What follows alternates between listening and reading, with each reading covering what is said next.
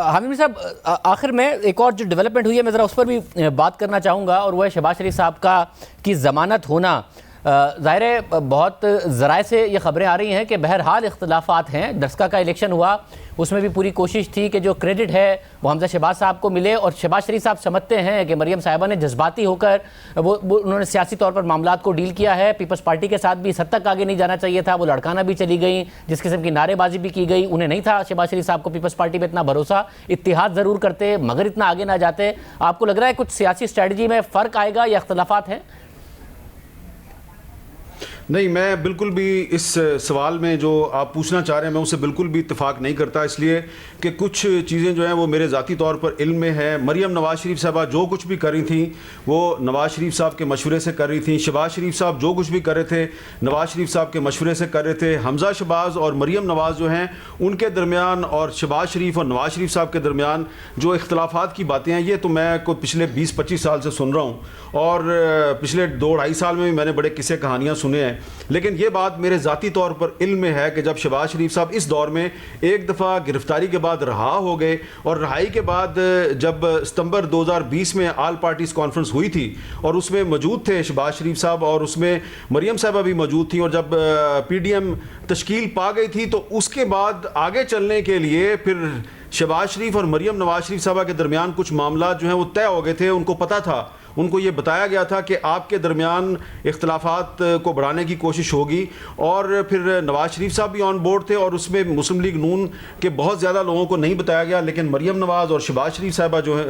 साहब जो हैं इन्होंने एक दूसरे के साथ बहुत से मामला तय कर लिए थे, और हमजा शहबाज और मरियम नवाज़ के दरमियान भी बहुत से मामला तय हो गए थे। जब ये बात पता चली कि अब शहबाज शरीफ और मरियम नवाज़ साहिबा के दरमियान इख्तलाफात को बढ़ाना मुमकिन नहीं रहा, तो फिर मेरी इतला के मुताबिक शहबाज शरीफ साहब को गिरफ्तार कर लिया गया। अब जैसे ही उनकी ज़मानत हुई है तो एक दफ़ा फिर ये बात कही जा रही है, आप भी यहीं पे हैं, मैं भी यहीं पे हूँ, आप देख लीजिएगा कि जब शहबाज शरीफ साहब रहा होंगे तो जैसा कि आज मरियम साहिबा ने उनकी रिहाई का खैर मकदम किया है, तो वो अपनी पार्टी की नायब सदर हैं, तो वो शहबाज शरीफ साहब की जो क़यादत है उसको पहले भी तस्लीम कर रही थी जब वो गिरफ्तार नहीं थे, आइंदा भी उसको तस्लीम करेंगी। और एक बात और है कि ख्वाह शहबाज शरीफ हों, मरियम नवाज़ हों या हमजा नवाज़ हों, तीनों का लीडर तो एक ही है ना, वो नवाज़ शरीफ है। तो जब लीडर नवाज़ शरीफ है और आखिरी फैसला नवाज़ शरीफ का है, तो ये दोनों भले आपस में लड़ें भी तो इनकी लड़ाई का कोई फ़र्क नहीं पड़ता, और इनमें कोई लड़ाई नहीं है। फौजन साहब, आपको क्या लग रहा है, कोई हिकमत अमली में तब्दीली या फिर इख्तलाफात होना और कोई और लीड करे, अब शहबाज शरीफ साहब करे, कुछ ऐसा होगा?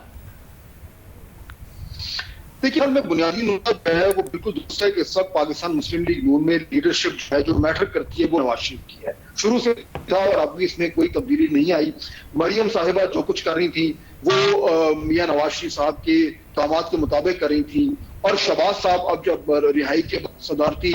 जो जिम्मेदारियां हैं उनको एक बार फिर संभालिए तो वो भी वही कुछ करेंगे जो मियां शरीफ की बयानिया के मुताबिक होगा। हाँ, मुझे थोड़ा सा फर्क नजर आ रहा है, इम्कानात है एक फर्क होने के, वो ये है कि हिकमत अमली कुछ हद तक तब्दील हो सकती है, और उसकी वजह ये है कि देखिए जो कुछ PDM करने निकली थी 8 से 6 महीने पहले वो तो हुआ नहीं। अब उसके नतीजे में जाहिर बात है कि पीपल्स पार्टी और PMLN की राहें जो है वो जुदा हो गई।